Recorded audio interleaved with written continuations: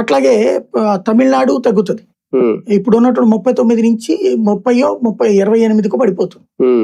కర్ణాటక పడిపోతుంది.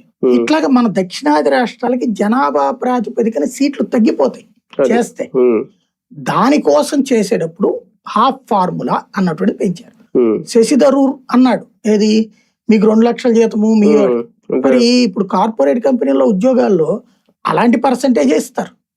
అలాగే ప్రభుత్వ ఉద్యోగాల్లో కూడా అంతే పర్సంటేజ్ ఇస్తారు. అంతేగాని నీకు 2 లక్షల జీతం వచ్చిందని డ్రైవర్ జీతం 1,70,000 చేయరు. అంతే కదా. రెండవది ఇక్కడ ఉత్తరప్రదేశ్కి 80 నుంచి 120 అవుతాయి, మాకు వచ్చేటప్పటికి 28 నుంచి 38 అవుతాయి అంటున్నాడు. అంటే ఏం చేయాలి? ఉత్తరాదోళ్ళకి అట్లాగే ఉంచేసి దక్షిణాదికే పెంచడం కాన్స్టిట్యూషన్ ఒప్పుకుంటుందా?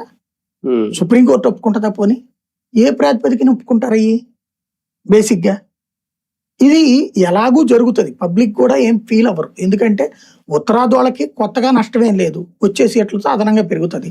భారీగా ఏం పెరగట్లేదు. అక్కడ కూడా 2-3 రాష్ట్రాల్లోనే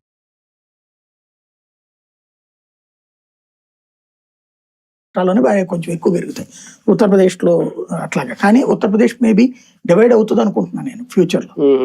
బీజేపీ ఇంకోసారి అధికారంలోకి వస్తే ఉత్తరప్రదేశ్ ఇంకో 2 పెద్ద రాష్ట్రం, అది ఎక్కువ నియోజకవర్గాలు కాబట్టి అక్కడ ఉండొచ్చు.